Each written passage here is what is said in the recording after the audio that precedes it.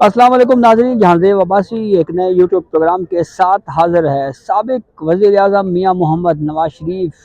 کی آج کی سٹیٹمنٹ میں ایک مرتبہ پھر ہمیں کچھ ایسی جھلک نظر آئی ہے کہ شاید پاکستان مسلم لیگ نون اپنے کھوئے ہوئے بیانیے کی طرف واپس آ رہی ہے۔ اس خطاب میں جو گفتگو کی گئی، جو باتیں کی گئیں، اس میں ہمیں لگا کہ ایک مرتبہ پھر وہی باتیں جو اب سے کچھ عرصہ پہلے مسلم لیگ نون کی مرکزی قیادت بالخصوص میاں محمد نواز شریف کیا کرتے تھے، کہ ان کے ساتھ جو کچھ ہوا اس میں اس وقت کی اسٹیبلشمنٹ اور جوڈیشری کے گٹھ جوڑ کی وجہ سے ان کو نااہل ہونا پڑا، پاناما کیس بنایا گیا، جی آئی ٹیاں بنائی گئیں۔ تھوڑا سا جو کچھ انہوں نے کہا ہے اس کی ڈیٹیل آپ سے شیئر کرتے ہیں۔ یہ میاں محمد نواز شریف نے سیالکوٹ میں جناب ورکرز کنونشن سے خطاب کرتے ہوئے انہوں نے ایک جملہ ادا کیا ہے اور وہ یہ ہے کہ ہمیں ہٹا کر کسے لایا گیا، یعنی نون لیگ کو ہٹا کے کسے لایا گیا، پی ٹی آئی کو لایا گیا۔ ایسے بندے کو لانے والے اتنے ہی ذمہ دار ہیں جتنا وہ خود ہے۔ یعنی میاں محمد نواز شریف نے کہا ہے کہ اگر آپ ذمہ داری عمران خان کے اوپر ڈال رہے ہیں تو جتنا عمران خان ذمہ دار ہے وہیں پہ وہ کردار بھی ذمہ دار ہیں جو عمران خان کو لے کے آئے۔ اور مزید انہوں نے کیا کہا، انہوں نے کہا جی کہ 2017 میں نون لیگ کی اچھی خاصی چلتی ہوئی حکومت کو ختم کر دیا گیا۔ اس وقت پاکستان کی معاشی صورتحال ہمسایہ ملک یعنی بھارت سے اچھی تھی، ملک خوشحال تھا، روپیہ مضبوط تھا، مہنگائی نام کی کوئی چیز نہیں تھی۔ پھر انہوں نے یہ بھی کہا کہ ہمارے دور میں لوڈ شیڈنگ، دہشت گردی کا خاتمہ ہو چکا تھا، سی پیک پر بڑی تیزی کے ساتھ کام جاری تھا، ملک ترقی کر رہا تھا، مگر اس وقت ہمارے خلاف سازش کر کے ہماری حکومت ختم کی گئی۔ پھر انہوں نے سازش کو مزید ایکسپلین کرتے ہوئے یہ کہا کہ سازش کے تحت ہماری حکومت کو ختم کیا گیا، ہماری حکومت ختم نہ ہوتی تو آج پاکستان مضبوط ملک ہوتا۔ ججوں کو کیا ضرورت تھی سازش کا نشانہ سازش کا حصہ بن کر ملک پر کلہاڑا چلانے کی؟ یہ کون سے ججز تھے؟ نیب کورٹ میں کیسز تھے اور وہ سپریم کورٹ آف پاکستان کی وجہ سے بنے۔ سپریم کورٹ میں آرٹیکل 184(3) کے تحت عمران خان پاناما کی پٹیشن لے کے چلے گئے، اس پہ جی آئی ٹی بنی، پھر وہ جی آئی ٹی جو انویسٹیگیٹ کرتی رہی اس کی نگرانی سپریم کورٹ کے ایک سٹنگ جج کر رہے تھے۔ پھر اس کے بعد وہ کیسز خیالی تنخواہ کی بنیاد کے اوپر نااہلی ہوئی، پھر وہ کیسز نیب کورٹ گئے اور پھر نیب ایکٹیو ہو گئی،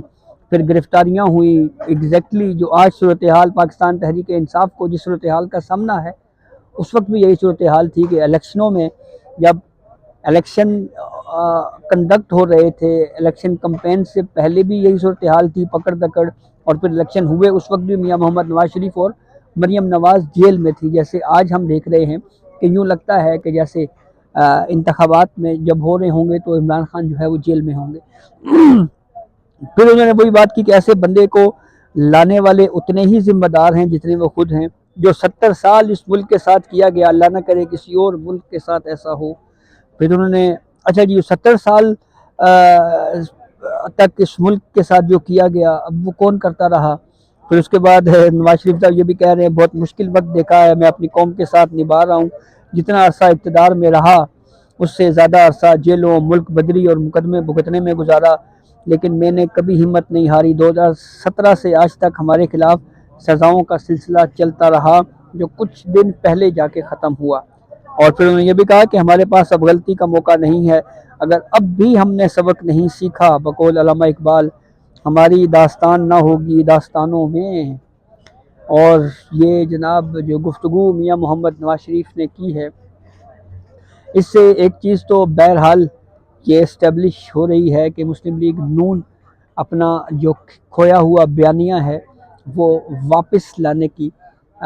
کوشش کر رہی ہے۔ اور اس کے ساتھ ساتھ